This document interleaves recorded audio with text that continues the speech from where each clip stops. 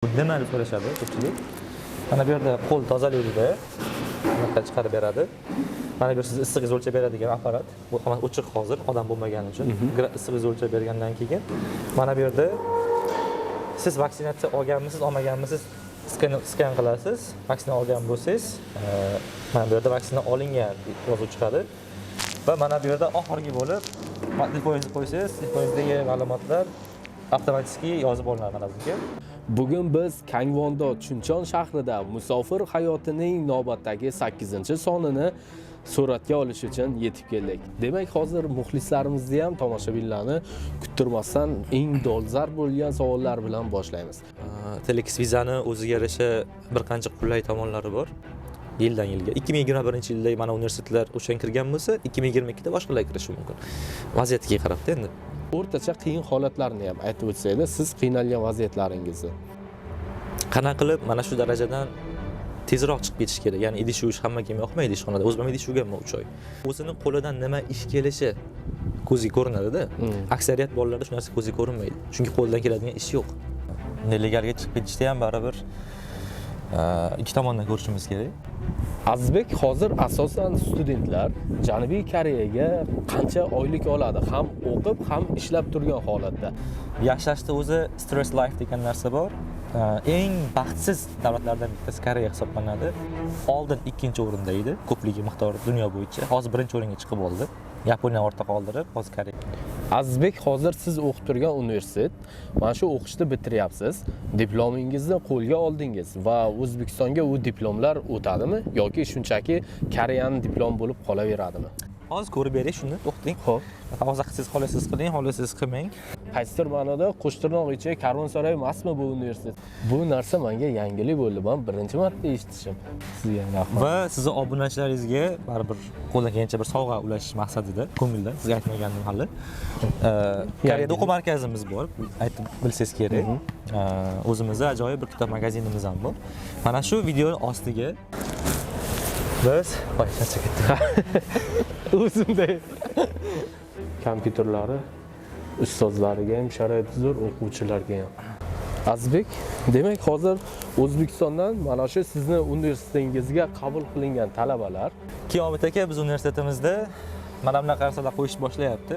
Siz O'zbekistondan koronavirus bo'lib qoladigan bo'lsangiz, qayerga, qachon borgansiz va siz borgan vaqtda kimlar bo'lgan, hammasini oson tekshira olishadi va o'sha koronavirus tarqashini tez oldini olishadi. Masalan, darslarda, universitetlarda bolalar o'zlari tanlashadi. Masalan, mana bu darsda chorshanba, payshanba kunlari eshitishga, mana bu darslarni dushanba, seshanba eshitishga tanlaydi. Vaqtlarini o'zlari qo'yadi. Va o'rtada bo'sh qolgan vaqtlarida xohlasa ovqatlanishadi, xohlasa dam olishadi, xohlasa kutubxonaga kitob o'qishadi.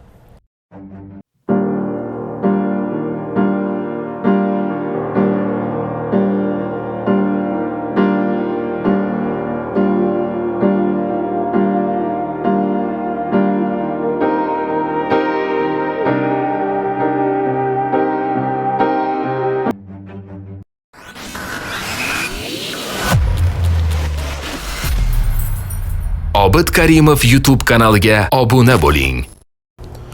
Assalomu alaykum, hurmatli qadri baland obunachilarimiz. Bugun biz Kangvondo Chunchon shahrida musofir hayotining navbatdagi 8-sonini suratga olish uchun yetib keldik.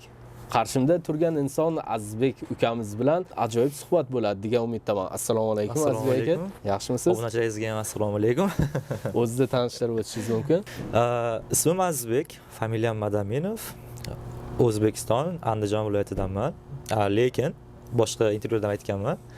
O'zbekistonda deyarli hamma viloyatda yashab ko'rganman, deyarli. Misol uchun Qarshida ham yashab ko'rganman. Biz Qarshidan ekansiz. Koreyaga kelganimga ancha vaqt bo'lib qoldi. 2016-yil Koreyaga kelganman va Kangwon Milliy universitetida tahsil olyapman. Xudo xolasa, bitiruv ishlari bilan yaqinda bitiramiz.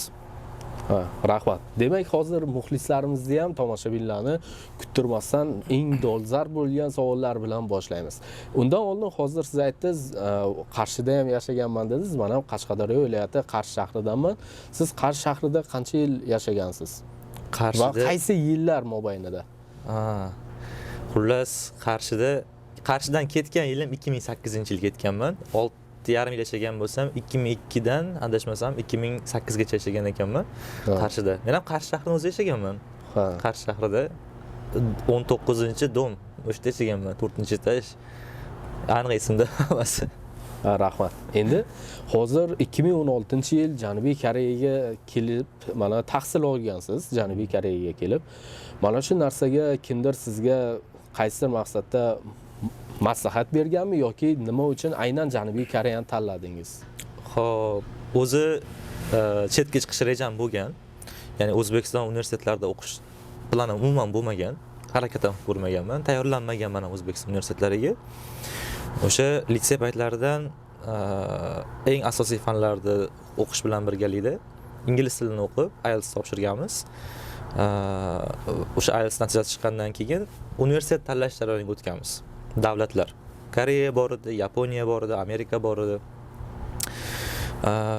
O'sha tanlovlar orasida eng hamyonbopi Koreya bo'lgan. Bu birinchi sabab. Ikkinchi katta sabab o'zimni yaqin do'stim, akam mendan bir yil oldin Koreyaga kelgan bo'lgan, xuddi shu universitetga kelgan bo'lgan. Yaxshi degan, yomon emas, Koreya ham sharoitlar yaxshi degan. Keyin o'sha aka maslahati bilan Koreyaga hujjat topshirganmiz va men topshirgan paytimda Telex viza degan narsa endi chiqqan edi. Adashmasam, nimaligini bilmasdik chunki. Va mana shu universitetga birinchi Telex vizani adashmasam o'zim olgan bo'lsam kerak. Chunki universitetda mana shu familiyam yozganda shu boladan boshlab test qilib ko'ramiz degan qonun. Viza qanaqa bo'lishini va Telex degan vizani berishgan. Qanaqa vizaligini ham bilmayman, yaxshi yomonligini ham bilmayman. O'sha viza bilan kelganmiz Koreyaga. Ha, endi hozir juda ham suhbatimiz avjida, ya'ni qiziqarli bo'ladi degan umiddaman. Endi hozir Telex viza orqali kelgansiz, ha? Albatta. Shu o'rinda bir savol bor-da. O'zi aslida Telex viza bilan oddiy vizani farqi bormi? Shuni qanday ajratsa bo'ladi? Menga ko'pchilik savol beradi. Obid aka, buni farqi nima deb. Shunga siz o'zingizning fikringiz. Albatta farqi bor. Telex vizani o'ziga yarasha bir qancha qulay tomonlari bor. Misol uchun oddiy vizaga o'xshab uzoq muddat viza chiqishini kutmaysiz. Suhbatga kirmaysiz va bir qancha mayda to'lovlardan ozod bo'lasiz, misol uchun. Telex vizani qaysi universitetlar beradi-yu, qaysi universitetlar bermaydi? O'zi kimga Telex viza beriladi degan savol berishlari mumkin. Endi biz qilgan paytlarimizda u test rejimida bo'lgan Telex viza, ya'ni birinchi Koreyaga kirib kelgan o'zbek studentlar Koreyada yaxshi taassurot qoldirgan. O'zim biz universitetimizda ham men kelishimdan oldin maksimal 10 tacha o'zbek bo'lgan. Hammasi maksimal darajada yaxshi taassurot qoldirgan. Chunki ular o'qigan, o'sha IELTSlarga o'qigan, koreys tilini o'rgangan holatida mas'uliyat bo'yniga Koreyaga kirib kelgan bolalar bo'lganda. Asos maqsadi o'qish bo'lgan ko'pchiligini. Demak, ularning orasidan 10 kishi ichidan nelegal chiqqan insonlar yo'q, bo'lmagan. chiqmagan. O'zbeklar o'sha paytda birinchidan kamroq bo'lgan, hozirgi nisbatan suhbat asosida kelishgan hammasi va kelgan o'zbeklarda aksariyati yaxshi taassurot qoldirgan Koreyada. Va Koreya hukumatı O'zbekistonga va shunaqa davlatlarga o'quvchilar kirib kelishini osonlashtirish va ko'proq student olib kirish uchun yangi vizani o'ylab topishgan. Telex viza deyiladi o'sha narsa. Va Telex vizani qo'lga kiritgan talabalar o'qigan bo'ladimi, o'qimagan bo'ladimi, ingliz tilini biladimi, koreys tilini bilan farqi yo'q. Hamma besuhbat viza bilan Koreyaga kirib kelavergan. Ya'ni bolalar saralanmagan o'sha bu yoqqa Telex chiqqandan keyin. Va mana shu yerda muammolar o'zi kelib chiqish boshlagan. Bolalar o'zidan saralanmagandan keyin, suhbat qilinmagandan keyin har xil maqsaddagi vatandoshlarimiz kirib keladi. Hamma sharoit har xil. Kimdir ish uchun kirib keladi, kimdir o'qish uchun kirib keladi va nelegallar soni keskin ko'payib ketgan. Chunki maqsadi ko'pchiligini ish bo'lganlar, oilaviy sharoiti o'qishdan ko'ra ishni ko'proq ustun qo'yadiganlar endi ishlab o'sha nelegal ko'payib ketgandan keyin oxirgi 2-3 yildan beri tartiblar juda ham keskinlashib ketdi. Telex viza hozir ham bor, lekin endi Telex vizani oldingiga oddiy vizaga qaraganda qiyinroq holatda. Ya'ni saralash 2 barobar qiyinroq holatda berilyapti. Qaysi universitetlar? Ilpro Miman degan me'yor universitetlari bor. Ya'ni nelegallar soni 1% dan oshmagan universitetlar. Ya'ni injing universitetlar deyiladi. Nelegal holatlari kam bo'lgan universitetlar. O'shanaqa universitetlar Telex viza berish imkoniyatiga ega va bu narsa har doim o'zgarib turadi. Yildan yilga. 2021-yilda mana universitetlar o'shan kirgan bo'lsa, 2022da boshqalar kirishi mumkin. Vaziyatga qarab endi. O'shanaqa universitetlardan birortasi sarallangan o'quvchilarga Telex viza berishi mumkin, albatta. Shunaqa tartibda beriladi. Juda ham ajoyib, tushunarli bo'ldi. Menimcha bizni kuzatib turgan insonlarga ham anchagina manfaatli, foydali bo'lyapti.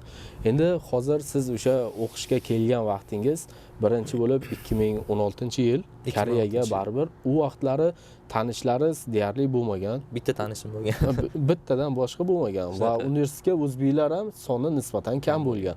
Hozirgiga qaraganda anchagina Albatta. kam bo'lgan. Shunday vaqtlarda qiyinchiliklar duchor kelgan vaqtlaringiz ham bo'lganmi? Hozir faqat chiqib yaxshi tarafini emas, Koreyani endigina bizdan hozir kimdir ota-onalar balki farzandlarini Koreyaga yubormoqchi bo'lib bizni ko'rib o'tirgan bo'lishi mumkin. Shularga hozir Koreyani o'rtacha qiyin holatlarini ham aytib o'tsanglar, siz qiynalgan vaziyatlaringizni. Tushunarli. O'zi vloglarimda yoki boshqa intervyularda ham har doim aytib kelaman. Biror narsani yaxshi tomonini aytish bilan birgalikda har doim orqasida yomon tomonini aytib kelaman. Endi biz kelgan paytimizda, men kelgan paytimda aniq eslayman, hozirgidaqa ilyok degan samoshil nima deydi, kunlik ishlarni topadigan bir joylar bor, bilasiz. O'shanaqa joylardan ish olishni bilmasdi ko'pchilik Koreyaga kelgan studentlar. Ya'ni biz shahrimiz kichkinaroq shahar bo'lgani uchun qayerda unaqa joylar borligini ham bilmasdik-da ko'pchiligimiz. O'shaning uchun bizning daromad topish manbayimiz ko'proq o'sha oshxonalarda ishlash, restoranlarda ofitsiantlik qilish, tilni bilsa, tilni bilmasa o'sha ichkari tarafda idish yuvish, shunga o'xshagan ishlarni qilardik. Yangi kelgan paytlarimizda tilni ham yaxshi bilmasdik va ko'chada qanaqa ish topishni bilmasdik. Chunki bizga o'rgatadigan odamlar kam edi Koreyada. Biz universitetimizda o'zida 10 tacha o'zbek bor edi xolos-da. Ular hammasi student. Keyin o'shanaqa holat bo'lgandan keyin o'z-o'zidan bolalar kam pul topishni boshlaydi. Uni kontraktlariga zo'rg'a pul yetkazish boshlaydi va nima deydi? Qanaqa qilib mana shu darajadan tezroq chiqib ketish kerak. Ya'ni idish yuvish hammaga yoqmaydi ishxonada. O'zim ham idish yuvganman 3 oy. O'shanaqa holatlarda tezroq tilni o'rganish degan narsa bo'ladi-da. Eslayman, shu idish yutgan paytimizda devor bo'ladi-yu. Shu devorga so'z yopishtirib olib inglizchani bilamiz. O'ylaganmiz ingliz tilini bilsak, Koreyaga borsak ish topa olamiz deb o'ylaganmiz. Lekin koreyslar inglizcha bilmaydi ko'pchiligi. Hayotda gapirishmaydi ko'cha-kuylarda. Fantaziyalarimiz nolga tushgan, koreys tilini deyarli noldan sal balandroq holatida. Devorga so'zlarni yopishtirib qo'yib, lug'atlarni ko'rib, idish yuvish bilan o'rganganmiz o'sha paytda.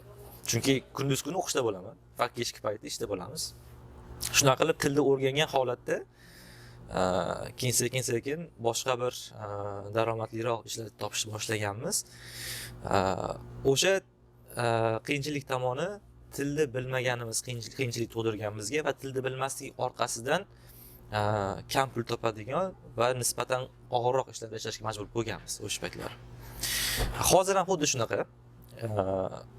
O'zbeklar ko'p, hozir ancha oldinga qaraganda bir necha barobar ko'p o'zbeklar hozir va hozir tilni bilmasa ham, bilsa ham o'sha kunlik ishlar qarini topishni biladi ko'pchilik, ishlayveradi. Lekin endi o'zimni fikrlashimni aytadigan bo'lsam, 5-6 yil oldingi Azizbek emasman, 5-6 yil oldingi odam emasman. Hozirgi kunlik ishlarga ko'nmayman masalan. Kunlik ishlarga chiqmayman, chiqmaganimga 4 yildan oshdi, kunlik ishlarga bir marta chiqmaganman anchadan beri. Maqsadni o'zim vaqtimni sotish emasdi, boshqa taraflama, o'zim bilimimni sotish. Ya'ni o'zingizni mana fizikal holatingizdan kelib chiqqan jismoniy kuchingizni sotgandan ko'ra aqliy qobiliyatingizni sotganingiz ko'proq daromad olib kelishini tushungan holatda kamroq o'shanaqa kunlik ishlarga chiqishga harakat qilyapmiz va ko'proq o'sha o'rgangan narsalarimiz bilan daromad topishga harakat qilyapmiz. Va mana shu narsa hozirgi ko'pchilik o'zbeklarda yetishmaydigan narsa. Chunki o'sha dangasalik, ko'chaga chiqib ming og'riq qilganingiz bilan ko'pchilik dangasa deb qaraymiz. Chunki ular o'sha ishdan boshqa qila oladigan ishi yo'q ko'pchiligini. Ya'ni aqliy qobiliyati bilan bironta bir daromad olib keladigan manbai yo'q. O'sha kunlik ishlar yo'q qoladigan bo'lsa, daromad ham yo'q qoladi.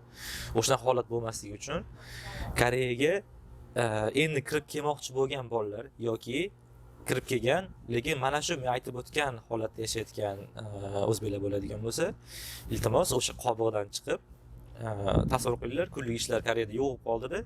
Siz nima ish qila olasiz o'sha kunlik ishga chiqmagan holatda? Masalan uchun pochta ishlari bor, kunlik arbayt ishlari bor. Bir kunga masalan bir oyga yo'q qoldi Koreyada. O'shanaqa savol o'ziga beradigan bo'lsa, o'zining qo'lidan nima ish kelishi ko'zga ko'rinadi-da.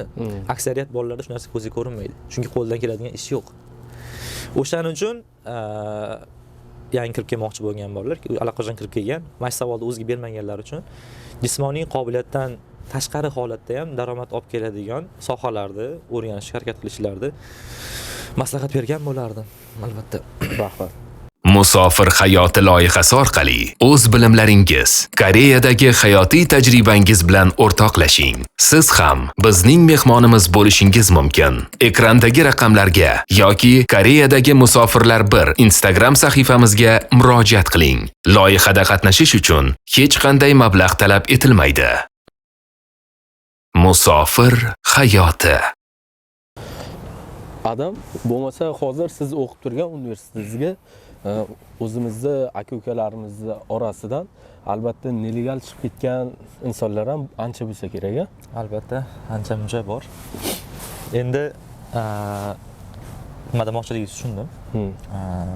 Nelegalga chiqib ketishda ham baribir ikki tomondan ko'rishimiz kerak. Tangan ikki tomoni bordek. Kimdir o'qishda eplolmaganidan chiqib ketadi. Kimdirlar sharoit shuni taqozo qilganidan chiqib ketadi. Misol uchun O'zbekistondan ko'pchilik kelgan bolalar hammasi ham asosiy maqsad o'qish emas. Asosiy maqsadda o'qish kelgani bilan oilada katta farzand bo'lishi mumkin. Oilada boquvchi bo'lib qolgan bo'lishi mumkin o'sha Koreyaga kelgan bolalar. Chunki uyda O'zbekistonda daromad topish qiyin bilasiz. Bu pandemiya holatini hisobga olishimiz kerak. 2 yildan beri Koreyada shu narsa muammo. O'shan holatda o'zi maqsad o'qish, yaxshi bolalarni bilaman, aqlli bolalarni bilaman, lekin o'qishdan ko'ra hozir unga ish ko'proq kerakligi uchun nelegal chiqib ketgan holatlar ham ko'p bo'lgan. Majbur holatda. O'shaning uchun nelegallarga hech qanaqa bir naqam yo'q. Sharoit taqozo qilgan bo'lsa, nima ham deymiz? Chiqib ketgan bo'lsangiz, mayli. O'qish faqat birinchi variant emas, boshqa variantlar ham chiqadi. Lekin O'zbekistonda sharoiti yaxshi, boquvchilarga hamma narsasi yetarli bo'lgan holatda prosta o'qishni yoqtirmagan, o'qishga kelgan lekin o'qimoqchi emas, dangasa holatda chiqib ketgan bolalar ham bilan unaqa bolalarda ham, dangasa bolalarda. Bular muammo lekin. Chunki ular nelegal chiqib ketgan holatda ham ishda ham yaxshi qilmaydi. Bir necha yil vaqt o'tib ketganini bilmay qolasiz, o'zingiz ham bilasiz. Va o'sha vaqt o'tgandan keyin o'zi nimaga Koreyaga kelganini esdan chiqarib qo'yadiganlar bor-da. O'zi nimaga Koreyaga kelganu, hozir nima qilyapti? Qarasa, ishlayotgani ham yo'q, yaxshi daromad qilgani ham yo'q, bironta biznes boshlagani ham yo'q. Qo'lda diplomi ham yo'q. Prosta nelegal yuradigan bolalar ham bor. Bular muammo. O'shan holatlarda albatta atrofida bir yaxshiroq do'sti, akasi bo'ladigan bo'lsa, quloqni tortib qo'yish maslahat qilgan bo'lardim. Bo'lmasam, ko'proq ota-onalarga o'sha Koreyaga ketgan farzandlarni nima ish qilayotganligi, agar o'qishga ketgan bo'lsa, o'qishlari qanaqaligi, shunaqa tomonlama bir so'roq qilib turinglar. Atrofidagi bolalarni qanaqa bolalar ekanligini qiziqib ko'ringlar. Shu maslahat qilgan bo'lardim. Xo'p, shunaqa gaplar. Endi qarang, hozir sizni gapirgan gaplaringizdan shu xayolimga keldiki, bir vaqtlari O'zbekistonga yurgan vaqtlarimiz ko'p eshitganman. U yerda haqiqatan oilasi moddiy taraflama ham qiynalgan oila. Hattoki qo'shimcha domlalarga, o'qituvchilarga borish uchun ota-onasi o'zini oylik pullarini bergan. O'shanday bolalar ilmlari, bilimlari juda ham ajoyib, lekin topshiradigan universitetlariga pul taraflama hozir unaqa emas. Vaqtida shunday bo'lgan. Pul bilan kirgan boylarni farzandlari o'qishga kirgan, haqiqiy ilm, bilimlari bor oddiy oilani farzandlari o'qishga kira olmagan. Yiqilgan, qayta yiqilgan yoki shartnoma asosida o'qishga kirganlar bo'lgan, lekin shartnomani to'la olmasligi uchun o'sha universitetdan voz kechib ketishgan. Mana shunday holatda endi Koreyaga xuddi oilaviy mablag' taraflama ham, oilaviy sharoiti ham yaxshi bo'lgan, lekin havasaki yuzagi Koreyaga kelgan hamda o'qish maqsadi emas, bu yerga ishlab yana ham ko'proq pul topish uchun kelgan insonlar ham anchagina bo'lgan ekan. Shunaqa albatta. Azizbek, hozir asosan studentlar Janubiy Koreyaga qancha oylik oladi? Ham o'qib, ham ishlab turgan holatda.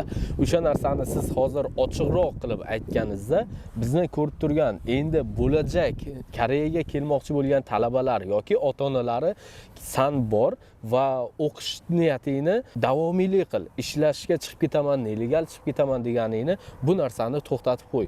Sababi mana hozir Azizbek, Obidjon bilan ikkalasi mana shuncha daromad toparkan, chiroyligina yashasang bo'ladi deb aytishlari mumkin. Tushunarli. Ko'pchilik nima deydi, do'stlarim, O'zbekistondagi do'stlarim, tanishlarim mana shu savolni o'zimga hazil qilib berishadi ko'proq. Sizga ham bo'ladimi shunaqa narsa? Albatta, juda ko'p. Azizbek 2 millionat bor, bir oy qaytarib beraman. Shunday savollar bo'ladi. Xuddi ularning xayolida bu yerga kelgan bolalar 3-4 mingni oyiga tushirib, O'zbekiston sharoitlarini qilib, o'qishdan eplab yuribdi deb o'ylashadi. To'g'ri unaqa yurgan bolalar ham bor. Chaqqon bolalar bo'ladi. O'qishda ham zo'r eplaydigan bolalar bor. Pulda ham zo'r topadigan bolalar bor. Lekin aksariyati unaqa emas. Ya'ni balkim biz unaqa emasdirmiz. Aytmoqchi bo'lganim, Koreyada o'rtacha ish soatingizga beradigan summa 9600 won atrofida bo'lib qoldi hozir. Bu degani $8,5 degani adashmasam. 1 soat $8 olasiz va kuniga qancha ishlaysiz aytaylik, 5 soat ishlashga vaqt ajratasiz bir kuniga $40 yoki $50 pul topasiz student holatingizda. Endi hozir pandemiya bo'lgani uchun universitetlarga borilmayapti va ishlashga ko'proq vaqt topyapti bolalar. Mana shu sababdan ko'pchilik oldingidaqa 4 soat, 5 soat emasdi, 8 soat, 10 soat ham ishlashyapti va kunlik ishlarga chiqyapti. Daromad manbai sal ko'paygan holatda bo'lgan hozir o'zbeklarning bunaqasi. Lekin shunda ham sizlar o'sha hayol qilgan darajada ko'p pul topa olmaydi Koreyada. Chunki Koreyani kelgan bolalar biladi, uzoq yashagan bolalar biladi, qanaqadir bir depressiyasi bor. Stressga tushib qolgan narsasi bor. Ya'ni o'sha ichiga ishga chiqadigan bo'lsangiz $100 daromad topasiz. Lekin to'yib ketadigan holatingiz bo'ladi-da. Masalan, bir hafta davomida 3-4 kun bitta ishga chiqaveradigan bo'lsangiz, o'sha bu depressiya holatiga tushirib qo'yib, 5-kun, 6-kun o'sha ishga chiqa olmagan holatlaringiz bo'ladi. Chiqgisi kelmagan holatlar bo'ladi. Depressiya degan narsada bor bu yerda. Shu narsani ko'p atrofimdagi bolalarda, o'zimda ham ko'p narsa bo'lgan. Chunki Koreyada yashashda o'zi stress life degan narsa bor. Eng baxtsiz davlatlardan bittasi Koreya hisoblanadi. Chunki o'zini o'zi o'ldirish darajasi Koreyada oldin 2-o'rinda edi, ko'pligi miqdori dunyo bo'yicha. Hozir 1-o'ringa chiqib oldi. Yaponiya ortda qoldirib, hozir Koreya suiqasd darajasi bo'yicha 1-o'rinda. Ya'ni bu yerda qanaqadir bir stress life bor, stress hayot bor. Baxtli emas odamlar. Shunaqa sharoitda, shunaqa odamlarning ichida ishlashda o'zi ham sizga yoki bo'lmasam menga qanaqadir bir bosim beradi va bu bosim uzoq yil davomida ko'tarib yurish to'g'risi og'ir. Yaxshi pul topganingiz bilan odam mentally charchaydi. Shu sababdan oyiga 2,5 ming, 3 ming, 4 ming pul topa olmaysiz. Chunki bunga sizni bosimga javob berish darajangiz yo'l qo'ymaydi. Uncha bosim ko'tara olmaysiz. Endi to'g'ri, nima deydi, pulga muhtojlar bo'lishi mumkin, yaxshi ishlamasa bo'lmaydigan odamlar bor. Ular bosim qanchalik katta bo'lsa ham majbur ishlashga. Kuniga 14 soat, 15 soatlar bo'lsa ham ishlaydi. Ish qanaqa og'irligini, ko'pchiligini bilaman. Va uzoqqa bormaydi bunaqa odamlar. 4-5 yildan keyin majbur qaytib ketadi. Chunki o'sha odamning organizmi jismoniy holatdan javob bera olgani bilan mana bu stress degan narsani sal nima qilish qiyinroq. O'shaning uchun uzoqqa bora olmagan holatlar bo'ladi. Ko'p pul topgan bilan uzoqqa bora olmaysiz. Kamroq pul topib stress kamroq olaman deydigan bo'lsangiz, ko'p pul topa olmaysiz. Shu tomonlar bor Koreyada. O'shaning uchun Koreyaga kelmoqchi bo'lgan bolalar Lamborghinidagi orzularni sal kamroq qilib, iloji boricha maqsadni to'g'ri qo'yib, o'qishga kelyapsizlarmi? Qancha qiyin bo'lsa ham o'qishni tugatib olgan holatda boshqa ishlarni qilishni maslahat bergan bo'lardim. Chunki viza legal holatda Koreyada universitet tugatadigan bo'lsangiz, bundan u yog'i katta yo'llar ochildi. Mayli siz universitet diplomingiz bilan ish qilmang, lekin siz universitet tamomlagan odam bo'lasiz-da. Oliy ma'lumotli odam bo'lasiz va siz oldingizda bo'sh eshiklar ko'p ochiladi. Bu yog'iga siz umringizni 3-4 yilga emas, 10-15 yil davomida yaxshi daromad topishingiz mumkin bo'ladi. Ko'pchilik o'sha narsaga sabr qilmaydi-da, kutmasdan neligalashib ketadi, boshqa narsa bilan oldin gaplashganimizda. O'shaning uchun qisqa muddatli ko'p daromad pulni vaqtinchalik kam daromad va undan keyin ko'p daromad olib keladigan yo'l bilan adashtirib, o'sha qisqa muddat ko'proq tanlashadi. O'shaning uchun hamma tanlov o'ziga, iloji boricha to'g'ri tanlov qilishga maslahat bergan bo'lardim. Musofir hayoti loyihasi sizga manzur kelayotgan bo'lsa, videoga like tugmasini bosib, izohlarda o'z fikringizni yozib qoldiring. Obid Karimov YouTube kanaliga obuna bo'ling. Azizbek, hozir siz o'qib turgan universitet, mana shu o'qishni bitiryapsiz, diplomingizni qo'lga oldingiz va O'zbekistonga u diplomlar o'tadimi yoki shunchaki Koreyaning diplomi bo'lib qolaveradimi? Yaxshi savol berdingiz.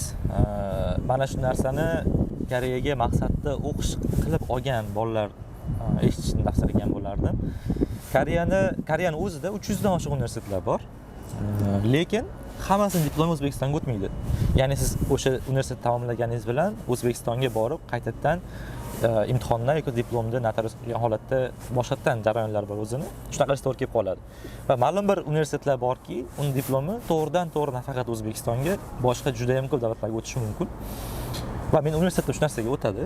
Universitetim nomini boshida aytib o'tdim videoni, Kangwon Milliy universiteti. Va mana shu videoni oxirida balkim ko'rsatishga vaqt bo'ladigan bo'lsa, universitetni ham bir ko'rsatib o'taman sizlarga. O'shanaqa universitetlar adashmasam Koreyada emas, butun dunyo bo'yicha 1000 ta universitet O'zbekistonga diplomi to'g'ridan-to'g'ri o'tadi. Va o'shaning ichida albatta Koreyaning ham bir sanoqli universitetlari bor. O'sha universitetlarda ro'yxat e'lon qilingan O'zbekistonda saytlarida.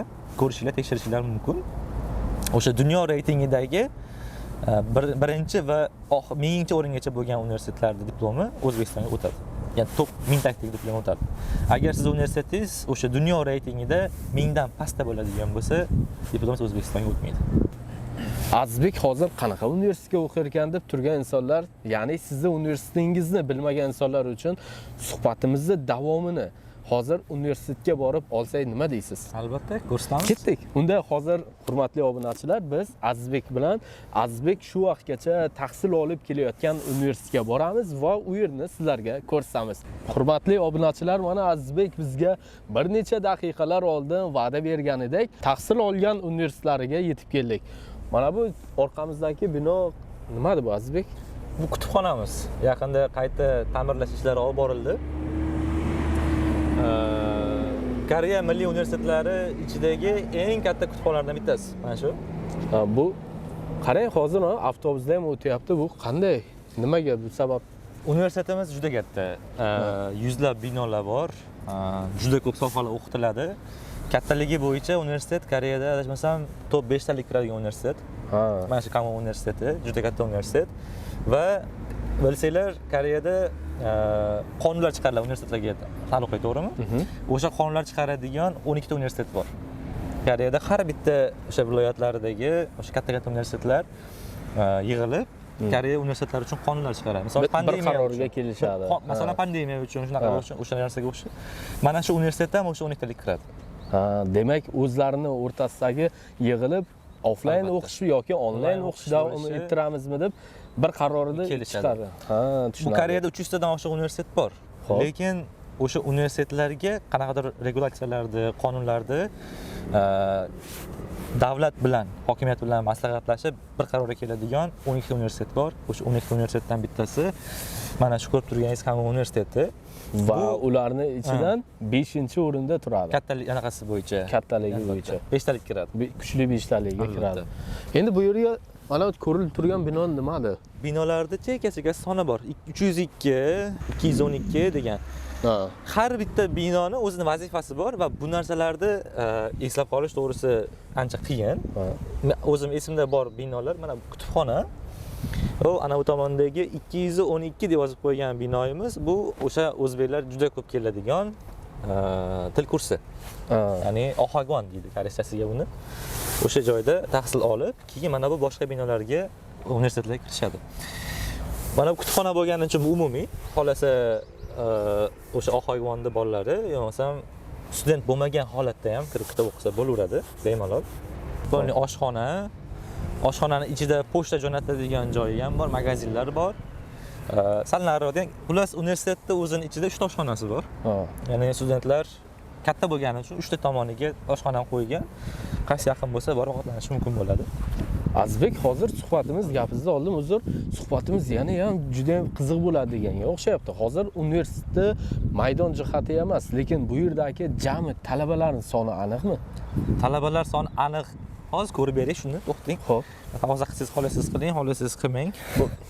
Talabalar sonini aytib, keyin menimcha ko'pchiligi ham qiziq bo'lardi. Men haqiqatan ko'zim bilan ko'rib o'tirman bu yerda, hurmatli obunachilar, juda ham katta. Avtobuslar, universitet maydoni kattaligidan avtobuslar ham qatnarkan.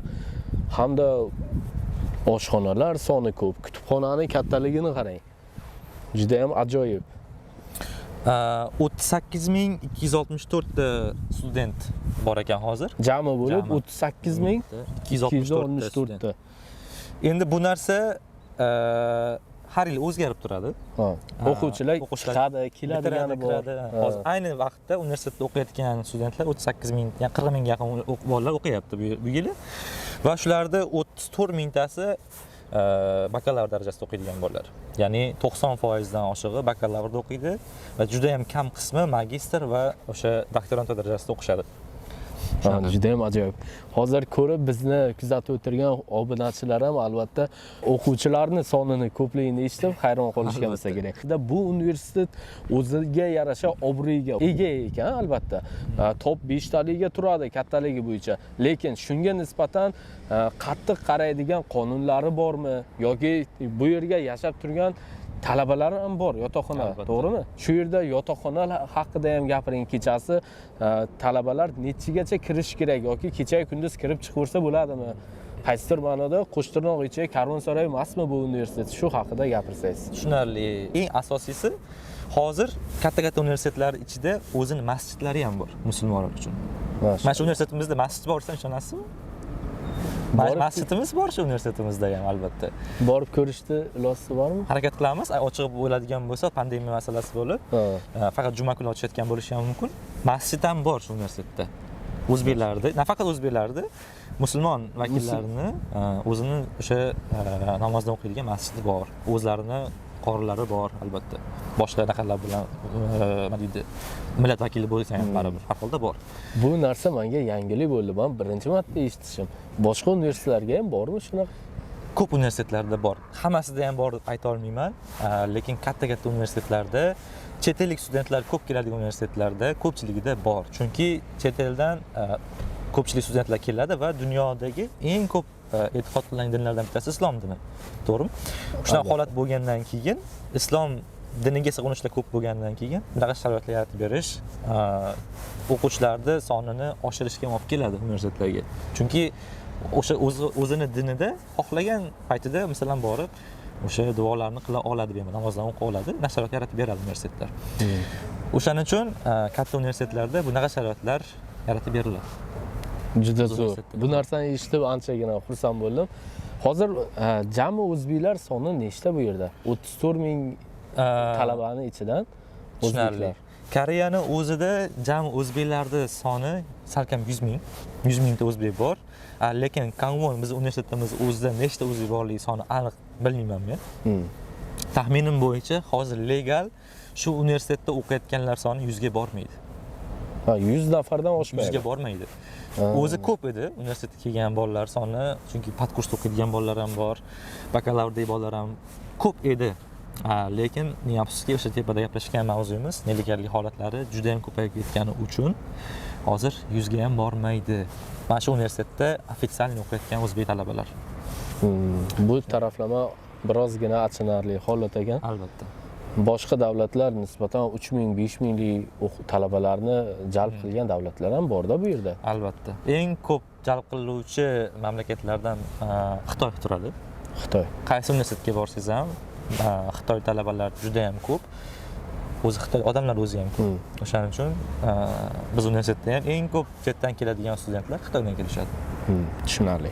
Musofir hayoti loyihasi orqali o'z bilimlaringiz, Koreyadagi hayotiy tajribangiz bilan o'rtoqlashing. Siz ham bizning mehmonimiz bo'lishingiz mumkin. Ekrandagi raqamlarga yoki Koreyadagi Musofirlar 1 Instagram sahifamizga murojaat qiling. Loyihada qatnashish uchun hech qanday mablag' talab etilmaydi. Musofir hayoti. Janubiy Koreyani boshqa universitetlariga nisbatan qulay taraflari. Tushunarli. Men Koreyani eng yoqtirgan tomonim tozalik masalasini juda yaxshi ko'raman Koreyada. Misol uchun mana buni oladigan bo'lsangiz, mana bu musor tashiydigan nimalar, joy, xullas. 4 ta joy ko'rib turibsiz. To'ralasiga ham 4 xil musor tashlanadi. Tushunasizmi? Mana bunisiga qog'oz, ya'ni odatiy musorlar. Mana bunga shishali musorlar, mana bunga can naqa musor tashlanadi. Bular aholisi уже nima deydi, rivojlangan davlatlarda mana shu narsalar joriy etiladi. Bu davlatga ham va davlatning ichkari o'z aholini o'z tozaligiga ham ancha ko'p ta'sir qiladi va shu bilan birgalikda bo'lish kerak. Mana bu yerda clean zone deb yozib qo'ygan. Bu nima uchun? Chekuvchilar uchun. Ya'ni Koreyaning havosi toza. Chunki daraxtlar ko'pligini ko'rib turibsiz. Zavodlar juda ko'p, o'zi kichkina davlat aholisi ko'p bo'lgani bilan odamlar yashaydigan qatlamda havo toza. Tepasida havo sal buzilgani bilan va ichkaridagi havoni yana ko'proq tozaroq qilish uchun bunaqa clean zone degan sigaret chekish maydonlari o'rnatiladi. Koreyaning juda ko'p joylarida bor. Avtobus bekatlarida bor, universitet ichlarida bor. Ya'ni sigaretsiz ko'chada emas, o'shaqa joylarga kirib, maxsus joylarda joylarga chekadigan bo'lsangiz, ya'ni tashqi muhit havosiga yomon ta'sir qilmaysiz. Tushunarli. Hozir bu yerdan keyin Azizbek bu xarita orqali ham ko'rsatdingiz tayyorgarligimizni. Bundan keyin Shimoliy Koreya.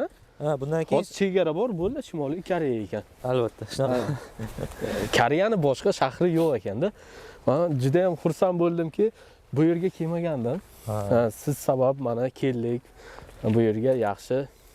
Endi xudo xolasa mana bu ko'l juda muzlab qolibdi, qarang. Men hali ko'rmadim. Bu ko'lni sizga chiroyli ko'lni ko'rsataman deb olib keldim. Lekin muzlab qolibdi. Bahorda, yozda, kuzda juda ham chiroyli bo'ladi. Hozir daraxtlarda baklar to'kilib, xunuk azat to'p qo'ygan. Va bu ko'lda noyob baliqlar bor. Ovlash mumkin bo'lmagan baliqlar. Toshbaqalar bo'ladi har xil. Yo'q. Ularni ovlash mumkin emas. Ya'ni qanaqadir bir bular nima deydi? Qanaqadir omad keltiruvchimi, qanaqadir bir ishonadi-yu, mana shunaqa baliqlar. Shunaqa baliqlar bor xullas, sodda aytadigan bo'lsak. Shuning uchun ular ovlash mumkin emas, lekin boqsa bo'laveradi. Ko'p zerikkan paytlarimizda kelib non tashab, boqsangiz kayfiyat ko'tariladi, tinchlanasiz. Juda ham chiroyli baliqlar bor. Lekin bu yerda yozgi kunlariga ham albatta kelib bir qarab tursa, anchagina miya dam oladigan joy ekan. Mana stollar hamma joyga stol qo'yib tashlangan. Bemalol kirib, o'tirib, juda salqin joylar bo'ladi mana shular. Qilishlar mumkin bo'ladi. Ko'p kelib o'tirardik shu yerlarda. Bu koronavirus chiqqandan keyin nima deydi? Ancha narsani o'zgartirib, ancha narsani o'zgartirib, yangi biz-ku mayli bir necha yil universitetga kelib o'qidik. Yangi kelgan studentlar universitet hayoti nimaligini ko'rmadi ko'pchiligi. Faqat onlayn bo'lib ketgani uchun. Mana bu yerda futbol o'ynab turardik biz bolalar bilan oldinlari. Stadion bor, hozir ko'rsatamiz yaqinroq joyga borib. Hozir Azizbek, mana shu pandemiya to'g'ri universitetlarni ba'zi o'quvchilar hozirgacha onlayn o'qiydi, o'zini universitetiga hali kelib ham ko'rmaganda. Albatta. Butun joyni aylanib ham ko'rishmagan. O'zi Koreyada, lekin universitetiga kelib ko'rmagan. Shu narsani endi qandaydir boshqacha gashti bo'lsa kerak. Hattoki hozir yuqorida kamera o'chgan vaqtda ham aytdim, o'zim ham student talaba bo'lgim keldi deb. Talabalarga bir boshqacha bir motivatsiya bo'lsa kerak, universitetga kelib yurishlari. Albatta, qanaqadir bir his qiladi universitetda o'qiyotganini. Hozirgi holat, onlayn holat ko'pchilikda o'qishga bo'lgan qiziqishini juda ham tushirib yuborgan. Chunki o'zimizda ham bu narsa bo'lyapti. O'shaning uchun universitetga kelib o'qigan baribir ming marta yaxshiroq deb o'ylayman. Mana keldik oxiri. Futbolni juda yaxshi ko'raman men o'zi. Mana bu futbol maydonimiz. Universitetlar ichida shunaqa skuterlar qo'yib qo'ygan. Ya'ni universitet katta bo'lgani uchun u joydan bu joyga borib kelish uchun studentlarga yengillik bo'lish uchun qo'yib qo'yiladi. Telefon orqali mana bunaqa joyiga sken qilib, mana bu kodiga sken qilib, juda arzon, so'mda, wonda ham ancha arzon. Bemalol haydab, o'sha bormoqchi bo'lgan joyingizga borishlar bo'ladi. Bu nafaqat universitet ichida, shahar ichlarga ham qo'yilyapti. Ya'ni Koreyaning ko'chalariga ham qo'yilyapti. Tezroq, osonroq harakat qilish uchun.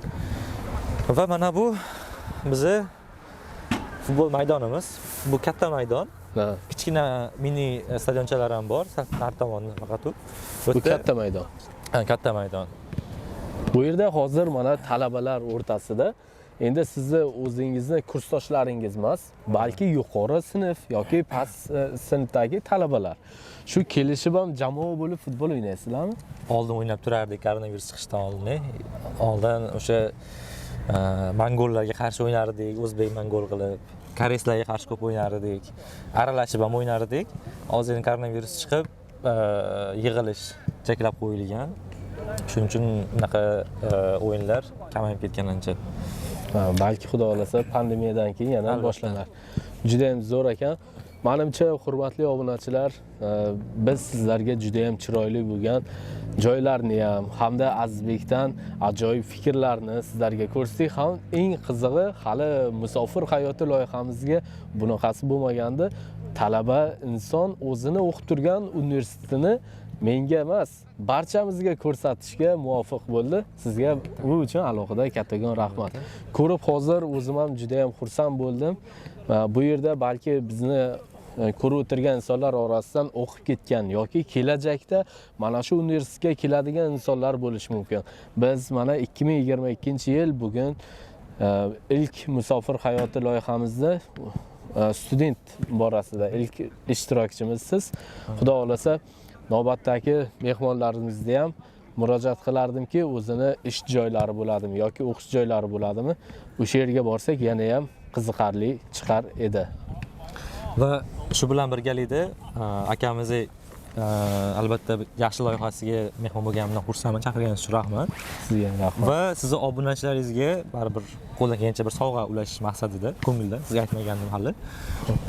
Koreyada o'quv markazimiz bor, aytib bilsangiz kerak. O'zimizda ajoyib bir kitob magazinimiz ham bor. Mana shu video ostiga eng yaxshi komment yozgan 3 kishini tanlaysiz. Xo'p. Tanlaganingizdan keyin menga aytadigan bo'lsangiz, o'sha 3 kishiga O'zbekistonda bo'ladi, Amerikada bo'ladimi, Qirg'izistonda bo'ladimi, farqi yo'q, qayerdanligi. Ajoyib bir sovg'alardi. Men sovg'am ajoyib sovg'a deganda kitob nazarda tutaman. O'sha har bitta yaxshi komment egasiga ajoyib kitoblarni sovg'a yetkazib beramiz. Bu qancha vaqtdan? Misol uchun hozir video yuklangandan, Obid Karimov YouTube kanalimga joylangandan so'ng qancha vaqtgacha qo'yaylik? Uzoq bilan 1 oyga qo'yaylik. Mayli. 1 oy vaqt mobaynida eng yaxshi yozilgan 3 ta komment. 3 ta kommentga albatta. Xudo xolasa, hurmatli obunachilar, buni men ham bilmasdim. Azizbekdan yangilik bo'ldi. Azizbek bu yangilikni aytishdan oldin meni o'zi sizga beradigan savollarim bor edi. Hali bizning loyihamiz tugagan yo'q. Soni yopilgan yo'q hali. Qarang, hozir sizni bu yerda o'qishni bitiryapsiz. Endi mana shu maqsadlar, keyingi qadamlar qayerdan boshlanadi yoki O'zbekistonga qaytib ketish rejangiz bormi? Tushunarli. Universitetda o'qiyotgan bo'lsam ham, lekin diplom degan narsadan umidimni uzganman. Diplom olaman albatta, lekin diplom bilan ishga kirish degan narsadan umidimni uzganman demoqchiman. Chunki yo'nalishim IT sohasi bo'lgani uchun bizning yo'nalishda diplom gapirmaydi. Sizda baribir diplom bo'ladigan bo'lsa ham, lekin qo'lingizdan ish kelmasa, bu sohada hech qayerda ishlay olmaysiz. O'shaning uchun hozir asosiy konsentratsiya, asosiy e'tiborimni o'sha mana shu sohada O'zbekistondagi kamchiliklarni qanaqa qilib samarali yopish, kamchiliklarni tuzatish va qanaqa qilib o'sha chetga chiqqan maqsadsiz, hali maqsad qabul qilmagan, maqsad olmagan bolalarga to'g'ri maqsad, to'g'ri yo'nalish berish, to'g'ri yo'l ko'rsatish uchun o'quv markazini tashkil qilganman Koreya o'zida.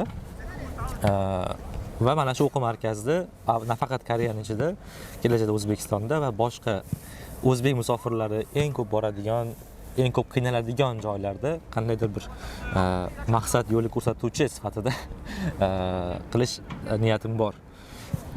Aytib o'tishim kerak, loyihani orqasidan daromad topish bo'ladigan bo'lsa, bu loyiha uzoqqa bormaydi.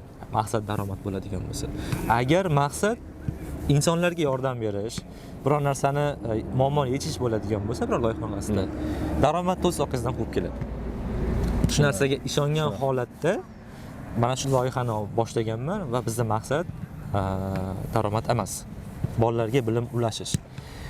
Kelajakda shunday xudo xolasa sekin-sekin bosqichma-bosqich qilamiz. Koreyaga o'qishga kelmoqchi bo'lgan bolalarni bir yilda 10 ta, balkim 20 ta bolalarga qanaqadir stipendiyalar, kontrakt pullarini to'lab berishimiz mumkin. Qanaqadir bir talantli, qobiliyatli bolalar bo'ladigan bo'lsa, sharoiti og'ir holatlar bo'ladigan bo'lsa, kelajakda o'shaqa bolalarni chetga chiqib bemalol o'qishi uchun birinchi kontrakt pullariga yordam berish planlarini ham albatta oldimizga qo'yganmiz. Xudo xolasa sekin-sekin hammasiga etapma-etap yetib boramiz. Rahmat. Azizbek, hozir o'quv markazlari tashkil etganman dedingiz. Mana shu imkon qadar mana shu o'quv markazlaringizni hozirgi kunda yuritib boryapsiz. O'quv markazingiz Janubiy Koreyada. Albatta. Janubiy Koreyani qaysi shahrida va uning maqsadi nima? U yerga borish uchun bizni ko'rib turgan insonlar, Koreyadagi insonlar Azizbekni o'quv markaziga borishim kerak deb nima sababdan aynan sizni o'quv markazingizni tanlash kerak deb o'ylaysiz? Tushunarli. Meni o'quv markazim, men emas, bizni deylik. Bizning o'quv markazimiz hali offline shaklda emas. Pandemiya sababli hozir o'quv markazimiz onlayn shaklda. O'quvchilar o'zi tahsil olmoqchi bo'lgan, o'rganmoqchi bo'lgan sohalarni tanlashadi va bizga yozilishadi va shu soha bo'yicha onlayn shakl ta'lim beriladi. Va saralab olingan o'quvchilarga o'sha yo'nalishlarga qarab stipendiya ajratib beriladi. Saralangan o'quvchilarga faqat. Va kelajakda Seulda bo'lmasam Pusanda, Koreya bir kattaroq shahrida offline shaklda ham faoliyatimizni yuritmoqchimiz va Koreyadagi legal bo'ladi, non-legal bo'ladimi, har qanday talaba, o'zbek talabalari o'quv markaziga kelib, o'zlari o'rganmoqchi bo'lgan sohani mukammal o'rgana olish darajasigacha bilim beramiz. Bizning maqsadimiz shu. Chunki ko'pchilik bolalar biror sohani o'rganish uchun universitetga 4 yil vaqt sarflagingiz kelmaydi. Chunki men o'zim ham bolalarga aytaman, bitta sohani o'rganish uchun universitetga borish shart emas. Masalan, IT sohasini men o'zim universitet o'qiyotganim bilan o'qimoqchi bo'lgan bolalarga tavsiya qilmayman. Universitetga borib o'qishdi. Agar siz sohangiz diplomga emas, mahoratga qaraladigan bo'lsa, o'sha sarflaydigan vaqtingizni, summangizni o'quv markazlarida o'sha sohani o'rganishga sarflaganingiz yaxshi. Shunaqa sohalar bor, misol uchun IT sohasi bor, dizayn sohasi bor. Ular diplom shart emas ularga. Diplom bo'lgani bilan qo'lingizdan ish kelmasda biror joyda ishlay olmaysiz. O'shaning uchun bunaqa sohalarda, aniq fan sohalarida iloji boricha ko'proq o'zini ustiga ishlashga va sarflaydigan vaqti va summasini o'sha sohani tezroq va yaxshiroq o'rganishga sarflashga tavsiya qilgan bo'ladi universitetlardan ko'ra. O'sha maqsadda o'quv markazi ochganmiz. Misol uchun bolalar keladida, men IT o'rganmoqchiman deydigan bo'lsa, universitet 4 yil o'rgangan narsasini biz o'quv markazida 1 yilda, undan kamroq vaqtda mukammal o'rganishi mumkin bo'ladi. Va eng yaxshi tarafi arzon. Universitetlarda masalan bitta bolaning kontrakti aytaylik eng arzon holatda 2,5 million deylik universitetda to'lashga. 2,5 million $2200 deydigan bo'lsa, $2200 6 oyiga bu. Yiliga 4,5 ming, $4000 tushadi eng arzon holatlarida. Bu mana shu summani 3dan 4dan bir qismigina ketadi xolos o'sha o'quv markazlariga. O'shancha arzon holatda va vaqt ham 4dan 1 holatda ketib, o'sha sohani o'rgana oladi. Musofir hayoti loyihasi orqali o'z bilimlaringiz, Koreyadagi hayotiy tajribangiz bilan o'rtoqlashing. Siz ham bizning mehmonimiz bo'lishingiz mumkin. Ekrandagi raqamlarga yoki Koreyadagi Musofirlar 1 Instagram sahifamizga murojaat qiling. Loyihada qatnashish uchun hech qanday mablag' talab etilmaydi. Musofir hayoti.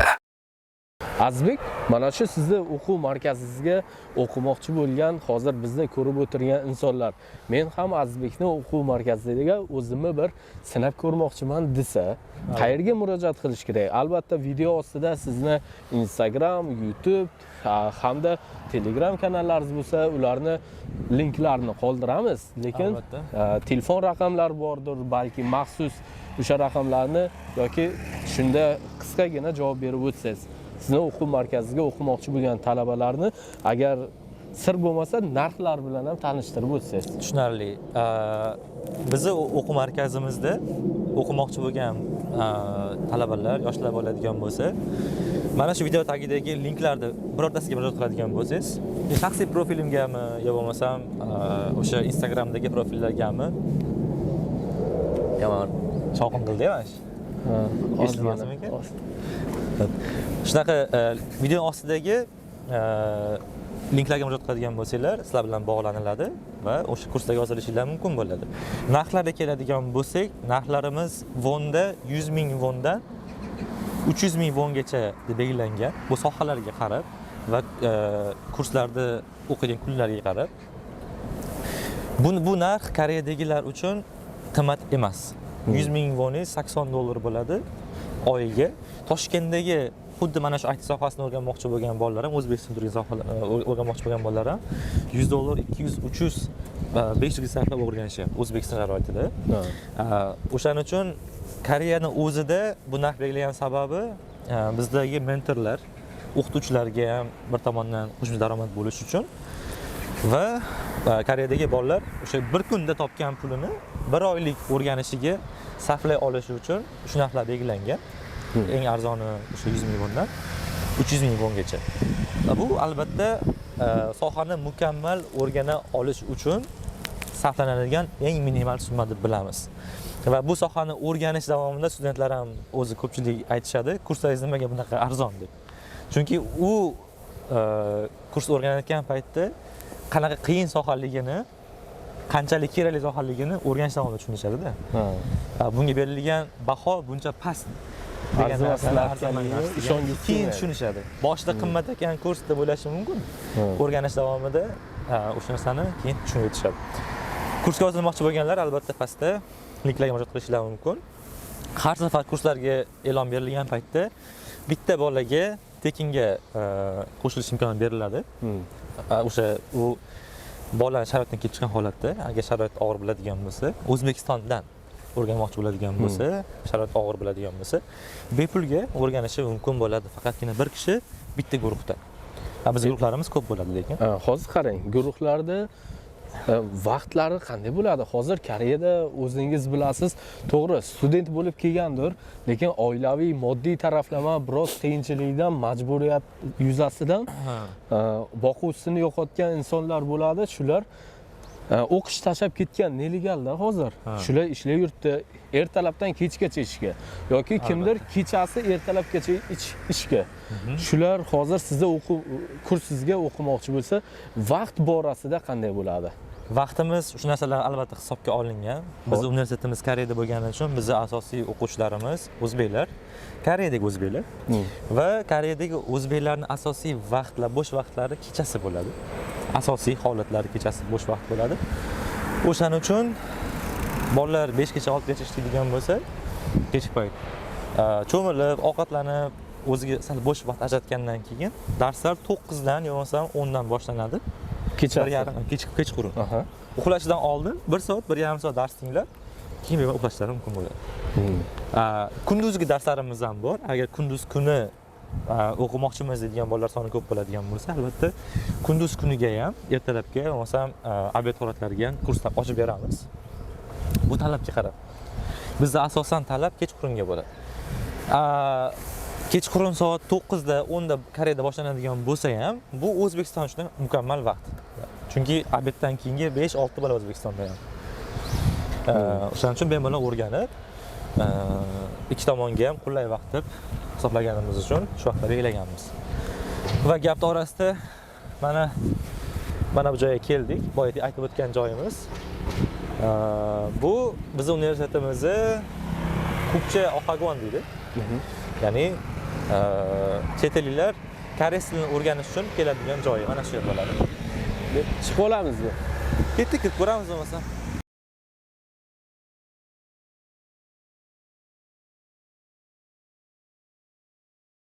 Mana bu biz universitetimizda o'sha chet ellar eng ko'p tashrif buyuradigan joyi.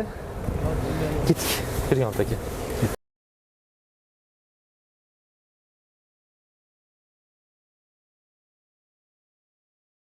영상 찍으려고 했는데요. 찍어도 돼요? 예. 뭐 괜찮아요. 한국어 생. We are going to take video for YouTube. Is that okay? Thank you. Ko'rsatishar. Ko'pchilik proyekt kirmoqchi bo'ladigan bo'lsa, bunaqa joylarga o'zi shaxsiy ma'lumotlarni yozish kerak bo'ladi.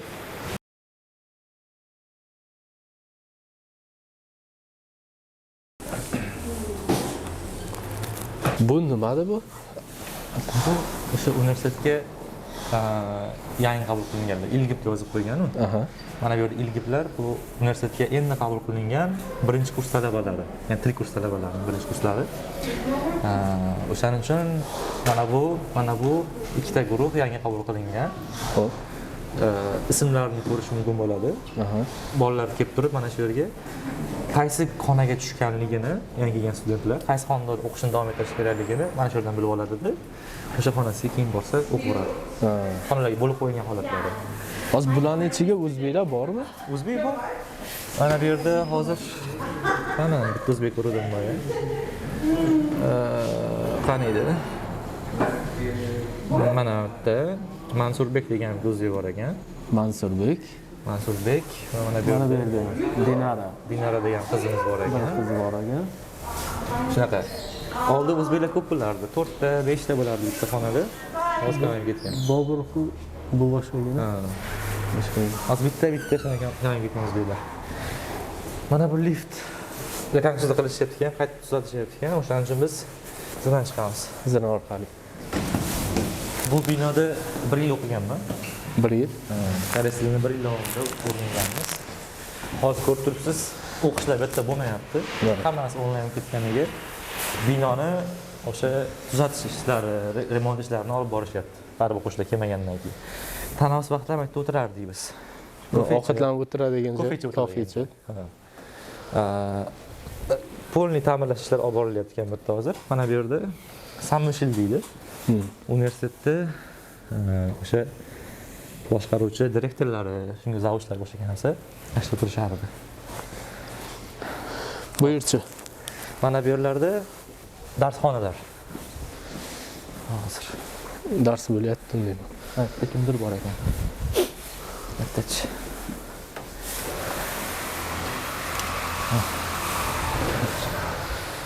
Hi bro, how are you? Menga Mana bu darsxonalar. Mana shu xonalarda darslar bo'ladi Koreyada, til kurslari uchun. Hozir qarna bo'lgani uchun har bitta stolga mana bunaqa maxsus plastmassa nima qo'yib qo'yilgan. Ya'ni xalaqit qilmasligi uchun. Sharoitda yaxshi o'tirgan. Sharoitda hurmatli obunachilar, o'zlaringiz ham yana bir qator ko'rishingiz mumkin. Bu yerda monitor doskalari, televizordan Musofir hayoti loyihasi sizga manzur kelayotgan bo'lsa, videoga like tugmasini bosib, izohlarda o'z fikringizni yozib qoldiring. Obid Karimov YouTube kanaliga obuna bo'ling. kompyuterlari ustozlariga ham sharoit zo'r, o'quvchilarga ham. Xonalari juda zo'r ekan. Azizbek, demak hozir O'zbekistondan mana shu sizni universitetingizga qabul qilingan talabalar til kursiga 6 oylik til kursiga shu yerga o'qiydi, hozir kirib chiqqan joyimizda. Til kursi umumiy holatda 2 yil. Xo'p. Ya'ni bolalar Koreyaga til kursiga keladigan bo'lsa, maksimal 2 yilgacha o'qish mumkin bo'ladi. 2 yil ichida o'zi talab qilinadigan topik darajasi bor. O'sha topik darajasini 3 mi, 4 mi olib universitetga kirsa bo'ladi ekan. Hozir o'sha 6 oydan keyin ko'p studentlarni eshitganman. Shaxsan maslahat so'rashganmandan ham men o'zim ham maslahat berganman. Agarda moddiy taraflama birozgina oilaviy sharoitingiz og'ir bo'lsa, o'sha imtihondan, topik imtihondan o'tolmasdan yana 6 oy o'qishingiz mumkin. Til kursiga deb aytganman. Hozir shu narsani 2 yil mobaynida mana shu yerda o'qib, keyin o'zlarini keyingi o'qishlarini davom ettirsalar bo'ladi. Albatta. Til o'rganish uchun Koreya hukumati 2 yil vaqt ajratgan. Bu 2 yil vaqtdan siz qanday foydalanish o'zingizga bog'liq. Xohlasang 6 oyda o'rganib universitetga kirib keting. Xohlasangiz 1 yilda o'rganib kirib keting. Xohlasangiz 2 yilda to'liq o'rganib ketsangiz ham bo'laveradi. Shunda 2 yildan keyinchi 2 yildan keyin vizani o'zgartirish imkoni yo'q. Agar siz 2 yil davomida til kursida o'rganib, agar mabodo topik ola olmasangiz, universitetga kira olmaysiz. Ba'zi universitetlar bor, topik ola olmasa ham qabul qilaman deydigan universitetlar bor. Ularda reyting juda past bo'ladi. Reyting yaxshi universitetlar da o'qish uchun albatta topik yaxshi olishingiz kerak bo'ladi. Ola olmasangiz 2 yildan keyin O'zbekistonga qaytib ketish to'g'ri keladi. Hozir mana shu binoga kelib o'qishni orzu qilib o'tirgan insonlar juda ham ko'p. Albatta.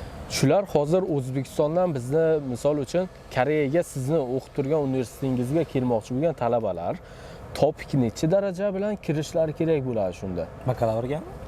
Bo'pti, xo'p, bakalavr bo'lsin yoki hozir til kursiga kelmoqchi bo'lsa, topik 2 daraja, topik 1 daraja bo'lsa ham kerak bo'ladigan universitetlar bor-da. Topik darajasiz qabul qiladigan universitetlar esa anchagina kam. Albatta. Bu qanday? Albatta aytib o'tishim kerak. O'zi aslida til kurslariga kelmoqchi bo'lgan talabalar topik daraja olishlari shart emas. O'zi aslida nimaga topik daraja 1 olish kerak, 2 olish kerak deb talabalar qo'yib tashlagan? Bolalarning maqsadi o'qish yoki o'qimasligini universitet saralab olish uchun. Bolalarga qanday bir qiyinchilik, o'qish tomonlama qiyinchilik berish uchun saralovlar qo'yilgan va o'shalardan bittasi topik darajasi. Ba'zi universitetlar topik 2 bo'ladigan bo'lsa qabul qilaman deydi. Lekin o'zi olib qaraydigan bo'lsangiz, bu joyga topik olishni o'rganish uchun keladigan bolalar keladi. Til bilmaganlar til o'rganish uchun keladi. Bular talaba esa tilda ma'lum darajada o'rgangan bo'lsangina qabul qilaman deydi. Bu albatta o'sha nelegallar soni ko'payib ketgani uchun keraksiz bo'lgan qarorlar olib chiqishiga olib keladi.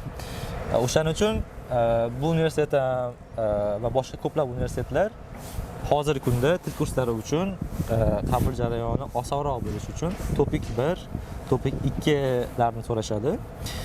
Bakalavrda o'qimoqchi bo'lgan, magistr o'qimoqchi bo'lgan bolalar esa eng kami topik 3 darajasi bo'lishi kerak o'qishga kirish uchun. Nisbatan nelegal chiqib ketishdan oldini olish maqsadida topiksiz qabul qilishlarni yopib qo'ygan ekan. Shunaqa, albatta.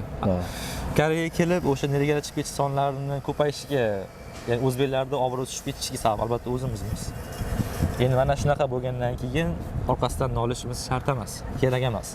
Shu darajaga olib kelib qo'ygan o'zimiz bo'lganimizdan keyin qo'ygan talablariga majbur ko'nib boramiz endi. Agar qachonki o'zbeklarda ham o'sha pul topish manbai, oilani boqish manbai yosh bir 20 yoshlik yosh bolalarga qolib ketmagan bo'lsa, ya'ni O'zbekiston o'z sharoitida ham O'zbekistonning ichidagi ota-onalarimiz o'zlari topgan daromadlarini butun oilaga yetkazib safli o'rin daraja bo'ladigan bo'lsa, O'zbekiston har bir burchagida, faqat shaharlarda emas, qishloqlarda ham misol uchun. O'shanda yoshlarimizga o'qib, o'z ustida ishlashga ozgina bo'lsa ham vaqt va imkoniyat bo'ladi. Bunaqa narsa bo'lmas ekanki, Koreyaga emas, nafaqat chetga chiqqan bolalarimiz o'qishda o'rniga oila tashvishlari bilan ish, ya'ni 20 yoshligidan boshlab 18 yoshligidan boshlab ish degan narsaga kirib ketadi va o'zini kelajagini yo'qotib qo'yadi. Va mana shu charxpalak aylanaveradi. 20 ga kirmagan bola halitdan oila tashvishlariga kirib ketgandan keyin o'zini albatta qo'lida birorta bir bilim bo'lmaydi. Yosh 40-50 ga borgandan keyin u ham otasi qilgandek chetga chiqib ketadi Rossiyaga yana qaytadan. Va uni farzandlari ham xuddi shu shaklda ota-onasi qaraganda ishlolmaydi. Va oilani boqish uchun farzandlari yana otasi qilgan ishdek erta 18-20 yoshdan boshlab shu mana shu yo'lda bosib o'tishadi. O'shaning uchun qachonki biz ichki iqtisodiyotimiz hozirgiga qaraganda sal ko'tarilsagina oddiy aholi ham o'z topgan daromadini o'zini ijtimoiy sarf xarajatlariga bemalol qoplayoladigan bo'lsagina, o'shani ichiga chiqqan o'zbek talabalari yaxshi bilimlarni o'rgangan bilimlarni O'zbekistonga olib kirish imkoniyatiga ega bo'ladi. Hozirgi holatda bu narsa ozroq qiyin. Azizbek, hozir bizni ko'rib o'tirgan insonlar orasida Bu yerga xudo xohlasa bu universitet emas, mayli. Janubiy Koreyaning boshqa universitetlariga talaba bo'lib kelish arafasida turgan insonlar ko'p. Albatta. Ular orasida uylangan yoki turmushga chiqqan insonlar ham bor yoki hali uylanmagan insonlar ham bor. Lekin mana shu uylanganlar yoki uylanmaganlarni olib qaraydigan bo'lsak, o'zini oilasini Koreyaga o'qish mobaynida chaqirish uchun qancha vaqt mobaynida o'qish kerak va hujjat taxlab keyin olib kela oladi. Meni bilishim bo'yicha bakalavrga, magistrga kirgan bolalar bo'ladigan bo'lsa, Koreyada 6 oy davomida, ya'ni 1 semestr davomida o'qish kerak eng kami va mana shu 1 semestr davomida yaxshi baholarga o'qish kerak. Ya'ni GPA degan narsasi o'sha semestrli holatda 2,5 yoki 2 dan pastga tushib ketmagan holat bo'lishi kerak. O'shandagina uydagi ayolini chaqira oladi deyshadi. Lekin hozir mana shu narsaga ham to'siqlar ko'payib ketyapti. Hozir vizalarda qachonki sizda ayolingiz homilador bo'lsa yoki bo'lmasam farzandli bo'lsangizgina chaqira olasiz degan qog'ozda yo'q. Qonunlarda qo'yib qo'yishyapti o'zbeklar uchun. Bu ham albatta o'sha tepadagi nelegallik holatlarni kamaytirish uchun. Tushunarli. Shunaqa. Endi ko'pchilikga anchagina foydali bo'lgan suhbat bo'lyapti bu. Kiyomit aka biz universitetimizda mana bunaqa narsalar qo'yish boshlayapti. Ya'ni quyosh paneli mana bu quyoshdan zaryadga oladida mana bunaqa shkaflarga quvvat yaratib beradi. Shkaflarga quvvat nima kerak degan savol berishadi.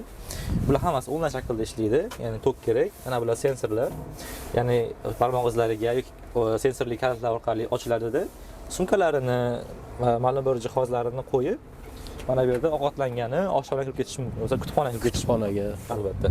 sumkalarni qo'yib qulay bo'lar ekan, anchagina. Va bu narsa studentlar uchun tekin bo'lish uchun quvvatni ham tekin olishadi. Quyoshdan oladi. Yorug'likdan oladi. Bunga hech qanaqa pul sarflanmaydi. Davlat etrik pul sarflab o'tirmaydi. Mana shu yerdan bemalol quvvat ajratsa bo'laveradi. Endi bu narsa hali ishga tushirilgani yo'q. Qachonki universitetlarda o'sha odatdagi ta'lim sistemasi qaytadigan bo'lsa, ishga tushadi. Va mana bu yerda boya aytib o'tganimdek skuterlar, shunaqa bir odamlar gavjum bo'ladigan joylarga terib qo'yishadi. Bemalol olib foydalanadi. Xohlagan odam borib, skuterda olib, minib, yana o'sha olib kelib qo'ysa bo'ladi joyiga. Yo'qsa qo'yib ketsa ham bo'ladi xohlagan joyiga. O'zlariga istirib oladi, qo'yib ketsa. Albatta. Kechasi o'zlari yig'ishtirib, zaryadkalarni to'ldirib, yana olib kelib qo'yadi. Ortimizga turgan bino qanaqa bino edi bu? O'sha aytib o'tganimdek, biz universitetimizda bir nechta joylarda oshxonalar qo'yib qo'ygan, stalovoylar studentlar uchun. Va o'sha mana shu bizni eng katta stalovoylarimizdan bittasi. Oshxona demak bu yerda. Hurmatli obunachilar, kuzatishga davom eting. Biz universitetning oshxonasini ko'rsatamiz. Musofir hayoti loyihasi orqali o'z bilimlaringiz, Koreyadagi hayotiy tajribangiz bilan o'rtoqlashing. Siz ham bizning mehmonimiz bo'lishingiz mumkin. Ekrandagi raqamlarga yoki Koreyadagi musofirlar 1 Instagram sahifamizga murojaat qiling. Loyihada qatnashish uchun hech qanday mablag' talab etilmaydi. Musofir hayoti. Oshxona bo'lgani bilan birgalikda bu yerda anaqa ATMlar bor. Ya'ni pul yechib, bemalol qolsa bo'ladi. Kartadan kitob magazinlari ham bor. Hatto kitob magazinlari ham bor. Kassa bor. Mana bu yerda ko'z oynaklar, Koreyada ko'pchilik studentlarda ko'z muammosi bo'lgani uchun mana bu yerda glaznoy ham bor. Ko'zingizni tekshirtirib, ko'zingizga mos kelgan ochkani olishingiz mumkin bo'ladi. Bu oshxonami yo'q? Mana bu magazin. Hozir ko'p universitetlar ichida sotuvchisi yo'q bo'lgan magazinlar ko'p qo'yilyapti. Xo'p. Bu ham o'shalardan birimi? Adashmasa shunaqa. Buni ham sotuvchisi yo'q. Hozir bir kirib ko'ramiz unda. Bu pochtaxona ham bor ekan-a? Sotuvchisi bor ekan. Albatta pochta ham bor bu yerda. Pochtalar jo'natsiz bo'ladi Koreya bo'ylab bir kun yetib boradi.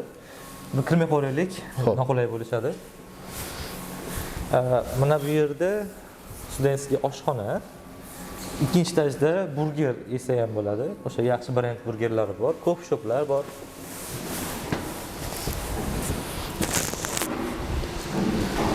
Mana bu universitetlarda ichida bo'ladigan oshxonalardan bittasi. Ko'p joyga kiryapmiz. Ko'pchilik buni aslan ko'rayotgan bo'lishi mumkin. Bu nima deb so'rashadi ko'pchilik. Mana bu yerda qo'l tozalaydi, bunaqada chiqarib beradi. Mana bu siz issig'ingizni o'lchab beradigan apparat. Bu hamma o'chiq hozir, odam bo'lmagani uchun. Issig'ingizni o'lchab bergandan keyin mana bu yerda siz vaksinatsiya olganmisiz, olmaganmisiz skan qilasiz. Vaksina olgan bo'lsangiz, mana bu yerda vaksina olingan deb yozuv chiqadi. Va mana bu yerda oxirgi bo'lib telefoningizni qo'ysangiz, telefoningizdagi ma'lumotlar avtomatik yozib olinadi mana bunga. Mana bu yerda NFC degan narsa bor.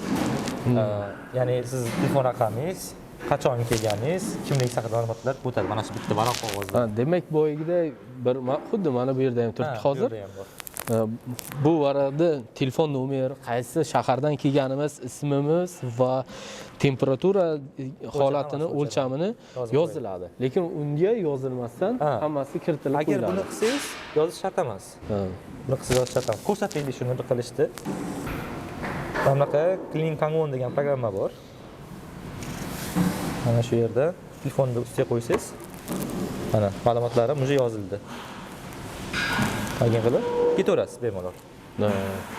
Siz oshxonaga mana shu soatda kelgan ma'lumotlar kiritiladi bu yerga, ovqatlanasiz bemalol. Va koronavirusni kariya shu bilan birga, shu narsalar bilan birga teng kurashib kelyapti. Ya'ni kontrol qila olyapti, nazorat qila olyapti. Ko'p davlatlarda bunaqa narsalar yo'q. Yo'q, haqiqatan. Qayerga borgansiz, qachon borgansiz, nimaga borgansiz, hamma ma'lumotlaringizni yozib borasiz va moda. Musofir hayoti loyihasi sizga manzur kelayotgan bo'lsa, videoga like tugmasini bosib, izohlarda o'z fikringizni yozib qoldiring. Obid Karimov YouTube kanaliga obuna bo'ling. Siz Qo'shmasdan koronavirus qoladigan bo'lsangiz, qayerga, qachon borgansiz va siz borgan vaqtda kimlar bo'lgan, hammasini oson tekshira olishadi. Va o'sha koronavirus tarqashini tez oldini olishadi. O'shaning uchun narsalar qo'yiladi. Mana bu yer esa oshxona. Ovqatlar o'tirib ovqatlanishadi. Ochirat bilan borib, o'zlari xohlagan ovqatni olami yo zakaz beradi? Mana bu yerda hozir universitetlar ishlamayotgani uchun anaqa apparatlar bor. Mana shu yerdan o'zi kelgan ovqat zakaz qilasizda, mana bu yerda xohlasangiz o'sha cash, ya'ni oddiy pul, yo'qsa kart orqali to'lov qilib, mana bu yerdan chek chiqadi, chekni olib o'sha yerga turasiz. Mana shu yerdan sizni ovqatingiz qaysi bo'limga tegishli bo'lgan ovqatlar. Mana bu yerda bo'limlar bor. Yangshik, hangshik, tikshik degan bo'limlar bor. Bular aytib o'tsa uzoq bo'lib ketadi bu vaqt hozir. Mana shu bo'limlarga borib, o'z ovqatingizni kutasiz, ovqatingizni olib, o'tirib ovqatlanaverasiz. Bu yerda hozir oshxona nechta talabani sig'diradi o'z ichida? Bir vaqtda o'zida 100 dan oshiq odam sig'adi, chunki bu oshxona faqat bu emas. Mana bu yerda joyi bor. Ichkarida ham joy bor, o'tirgan bo'lsangiz. Ichkarida ham joy bor. Va tepada ham joy bor. Yo'q. Endi universitetda bunaqa joylar 3-4 ta bo'lgan sababi, boya aytib o'tganimdek 40 mingta talaba bor universitetda. Soat o'sha ovqatlanish vaqtida hammasi ovqatlangani chiqadi. Oshxonada ovqatlanmoqchi bo'lganlar ovqatlanib, ko'chada ovqatlanmoqchilar ko'chada ovqatlanishaveradi. Orqa tomonda ovqatlangan joylar ko'p. Hammani tanloviga qarab ovqatlanishadi. Bu oshxonalarda ovqatlanish juda arzon. Bu yer ko'chaga chiqib bo'ladimi shu yerda? Albatta, bo'ladi. Hozir xo'p, bu oshxonaning yaxshi tomoni juda arzon. Ko'chada siz o'sha ovqatlanadigan pulingizga bu yerda 3 marta ovqatlanasiz. Lekin hozir qarang, talabalarni tanaffus vaqtlari, ovqatlanish vaqtlari bir xilmi? Yoki hamma har xil? Hammada har xil. Tiqilinch bu tirbandli oldini olish maqsadida ham Albatta. yarim soat farq qilib, masalan, darslarda, universitetlarda bolalar o'zlari tanlashadi. Masalan, mana bu darsni chorshanba, payshanba kunlari eshitishga, mana bu darslarni dushanba, seshanba eshitishga tanlaydi. Vaqtlarini o'zlari qo'yadi. Va o'rtada bo'sh qolgan vaqtlarida xohlasa ovqatlanishadi, xohlasa dam olishadi, xohlasa kutubxonaga kitob o'qishadi. Bu narsalar hammada har xil bo'lgani uchun bu yerda alohida bitta ovqatlanish vaqti degan narsa yo'q. Hamma bo'sh vaqti bor paytda ovqatlanib ketaveradi. Shunaqa. Juda zo'r. Sizga mana kattakon rahmat. Musofir hayoti loyihasi orqali o'z bilimlaringiz, Koreyadagi hayotiy tajribangiz bilan o'rtoqlashing. Siz ham bizning mehmonimiz bo'lishingiz mumkin. Ekrandagi raqamlarga yoki Koreyadagi Musofirlar 1 Instagram sahifamizga murojaat qiling. Loyihada qatnashish uchun hech qanday mablag' talab etilmaydi. Musofir hayoti. Hurmatli obunachilar, menimcha bu Musofir hayoti loyihasi navbatdagi 8-soni juda ham ajoyib bo'ldi. Sizga Qilamiz. kattakon rahmat. Xudo xohlasa bizni ko'rgan insonlar qimmatli vaqtlaringizni ayamasdan ko'rganingizga arziydigan loyihani soni bo'ldi desak adashmagan bo'lamiz. Universitetni hamma joyini ko'rsatdik. Kerakli bo'lgan joylarni ko'rishdi. Hozir sizni uyingizdagilar ham, ota-onangiz ham ko'rib o'tirishgandir. Xuddi o'zlari ham mana shu yerda kelib ketganday bo'ldi. Yaqinlaringiz, qarindoshlaringiz ham. Va undan tashqari esa bu universitetga kelmoqchi bo'lgan talabalar ham Koreyani universitetlari o'rtacha qanaqa holatdaligini bildi. Endi boshqa bunga nisbatan mavqei darajasida biroz past bo'lishi mumkin, lekin universitetlar aksariyat mana shunday holatda bo'ladi. Talabalar uchun maxsus oshxona, yotoqxona hamda kutubxonasi bor. Mana shunga qarab talaba bo'lib kelmoqchi bo'lgan insonlar universitetni sizlarga chiroyli qilib ko'rsatdik. Bizni ota-onalar ko'rib o'tirgan bo'lsa, mana shunday joylarda farzandlaringizni o'qishini xohlasangiz, albatta koreys tilini birinchi o'rinda yaxshi, mukammal o'rganishini qo'yib berishingiz hamda Koreyaga kelgandan so'ng 5-6 oy mobaynida unga qandaydir moddiy taraflama pullarni, albatta farzandidan pul so'ramaydi ota-ona, lekin pul jo'natmasa ham o'sha farzandiga shunchaki tergab qo'ysin.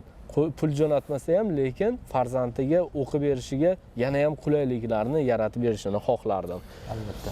Sizga mana shu loyihaga chiqishga rozi bo'lganingiz uchun ham kattakon rahmat. Musofir hayotini har doim aytib kelyapman Azizbek aka. Maqsadim shuki, sizni oila a'zolaringiz ham, siz uchun ham, biz uchun ham esdalik bu video. YouTube kanalimizga xudo xohlasa joylanib, mana ko'pchilik ko'radi. Ko'pchilikga foydali bo'lgan ma'lumotlar bo'ldi. Endi shu o'rinda hurmatli obunachilar, agarda siz Koreyadan ko'rib turgan insonlar bo'lsa, sizni ishlab turgan korxonalaringizga ham, hattoki yashab turgan uylaringizgacha borib, oilaviy, ya'ni qanday holatda bo'lsangiz ham barcha o'zingizni, bilimlaringizni, ilmlaringizni Azizbekka o'xshab o'zingizni, fikrlaringizni boshqalar bilan ham ulashishingizni xohlagan bo'lardim.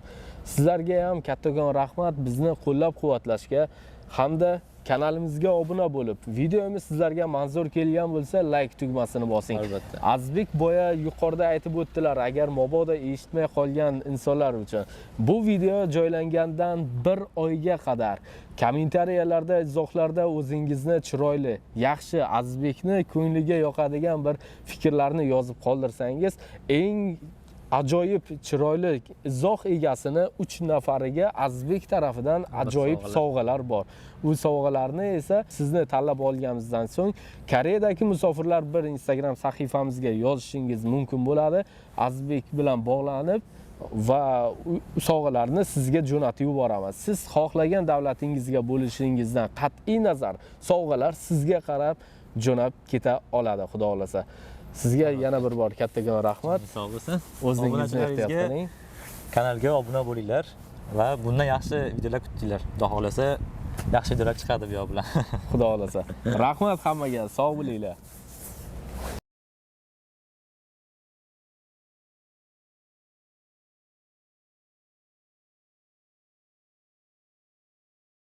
Musofir hayoti loyihasi sizga manzur kelayotgan bo'lsa, videoga like tugmasini bosib, izohlarda o'z fikringizni yozib qoldiring.